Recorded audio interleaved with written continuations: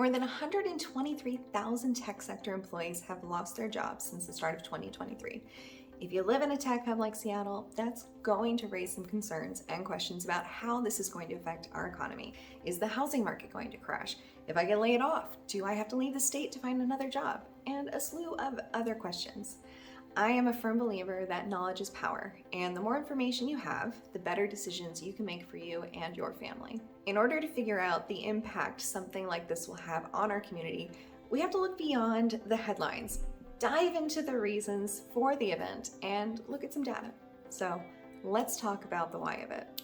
Layoffs are usually motivated by at least one of four reasons. Company restructuring involves streamlining operations, consolidating departments, and is an attempt to increase efficiency and profitability. It's usually something that has been in the works for months or sometimes even years. As much as we all love automation and the efficiency it brings to our lives, the unfortunate truth is that as more tasks are automated, fewer human workers are needed to perform them. This can lead to layoffs, especially in areas like software testing, data entry, and unfortunately, even customer service. I know I'm not the only one who gets super annoyed by that automated phone directory when really all you want to do is just talk to a real person. Whether you like it or not, many tech companies are outsourcing work to other countries where labor costs are lower. This allows them to save money on labor expenses, but it also results in job losses for workers here in the United States. And of course, economic downturns like the one we're in right now. While the tech industry is generally known for its growth and innovation, it is also at the mercy of the same economic forces as other industries, which can lead to job losses during periods of change and uncertainty. I think we can all agree that this hasn't really been a season that could be described as consistent and full of certainty. Overall, the combination of these factors has contributed to the current wave of tech layoffs here in Seattle and elsewhere. The last 3 years were unlike anything we have ever experienced. We saw this huge boom in the economy, which led to employers hiring on a massive scale to keep up with consumer demand. But at the same time, employees, especially remote workers, were realizing they didn't actually like their jobs, and there were other things in life that were more important to them. Cue the Great Resignation. Between April 2021 and April 2022, 71.6 million people separated from their jobs. This trend of high levels of employee turnover was spread across all industries, including the tech sector. Employees were seeking more flexibility, remote work opportunities, and ultimately a better work-life balance. I mean, let's be real. Who wouldn't want to work from the beach? And these employees, they were more than willing to quit their current job to find that better life elsewhere. This led to companies competing for top talent, offering more flexible work arrangements, increased benefits, and crazy high salaries to attract and retain employees. If you had the right skills, you could essentially write your own check.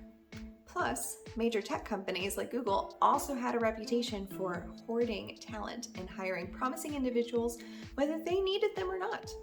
If that doesn't sound like a setup for future company restructuring, I don't know what is. Now that we've come out of that feeding frenzy of consumer demand, things have to change. The workplace dynamic has once again shifted. Now job seekers are the ones having to compete for positions and have to face the reality that they may have to settle for less benefits and less flexibility. But all hope is not lost. Here in Seattle, there is still an abundance of opportunities in the tech industry outside the major companies.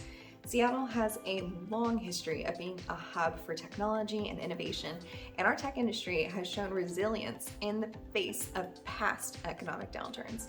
Smaller companies that have been growing at a realistic rate are still hiring. The good news for them is they now have the opportunity to hire highly skilled workers that they were previously unable to due to not being able to compete with the outrageous offers from the bigger companies. Other areas as well are still seeing growth and hiring.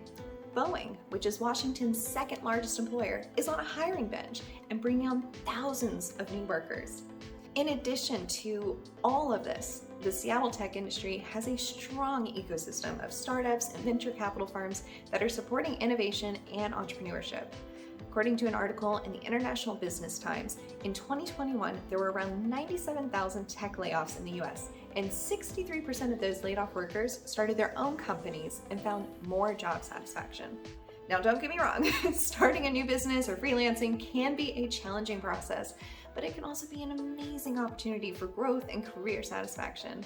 With the right resources and support, laid-off tech workers in Seattle can explore the possibility of starting their own businesses. Like I said before, Seattle's tech industry is resilient and constantly evolving. Even as some companies downsize or shift their operations, there are new companies emerging and innovative technologies being developed. Laid-off workers can explore these new areas of innovation and consider upskilling or reskilling themselves to prepare for these new job opportunities. So we know why this is happening. We see the silver lining, but we also need to recognize that with any employment shakeup, there are going to be ripple effects. The tech sector definitely has an above average impact on Washington's economy, so it is normal to be concerned about the impact of layoffs on that economy. Let's talk about the positive first. The good news is this isn't the first time we've seen something like this. This is not unfamiliar territory. Just like the housing market and the economy, industries go through cycles. In looking at this graph, we can see that over the last 30 years, there has been an overall growth pattern in tech employment here in Washington. Although these companies are laying off hundreds and thousands of people, many of them will actually still be larger than they were before 2020. Even after their global layoffs, Amazon, Meta, Microsoft, and Google will still have grown well over 50% compared to 3 years ago. The Seattle region is also very diversified outside of tech and has over 2 million jobs in sectors like healthcare, life sciences, maritime manufacturing, and construction, just to name a few. So again, there are many opportunities for tech workers to find jobs in this region. Now let's get into the not so positive impact of these layoffs. While there are still job opportunities, the high salaries and benefits that tech has become known for are not as prevalent. So basic economics tells us less income combined with our current higher cost of goods and services means less buying power. Less buying power means less consumer demand, which can negatively affect our local economy. The layoffs could also have a ripple effect on other industries that rely on the tech sector, such as retail and hospitality. With fewer tech workers, the decrease in demand for goods and services from these businesses could result in reduced revenue and profitability, making it more difficult for these businesses to survive. The commercial real estate in Seattle has been hurting since 2020 when companies started working from home.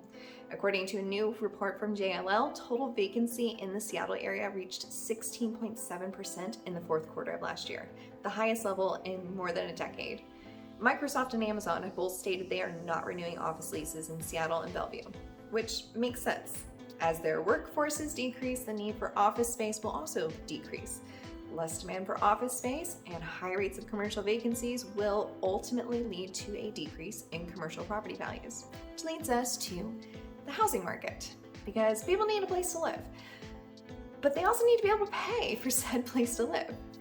The decrease in the number of high-paying tech jobs could potentially lead to a decrease in demand for housing in Seattle.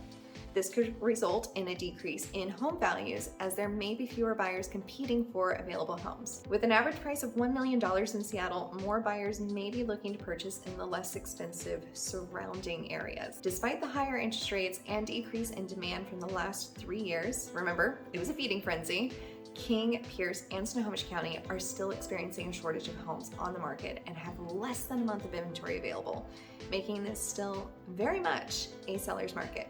So while commercial real estate is hurting, residential real estate is on an upward trend. I'll tell you more about that in another video. Overall, while the current wave of tech layoffs is concerning, there are many reasons to be optimistic about the future of the tech industry in Seattle and the Puget Sound area. With a strong history of innovation and culture of entrepreneurship and a growing focus on new areas of technology and sustainability, the industry is likely to continue to be a major driver of economic growth and innovation in this region. So, what do you think? Are we about to see a crash? Am I too much of an optimist? Let me know in the comments. My name is Rebekah Daniels. I'm a real estate broker here in Seattle, and if you have any interest in buying or selling in the Seattle area, my team and I would love to help. My info is below. Until next time, make it a great day.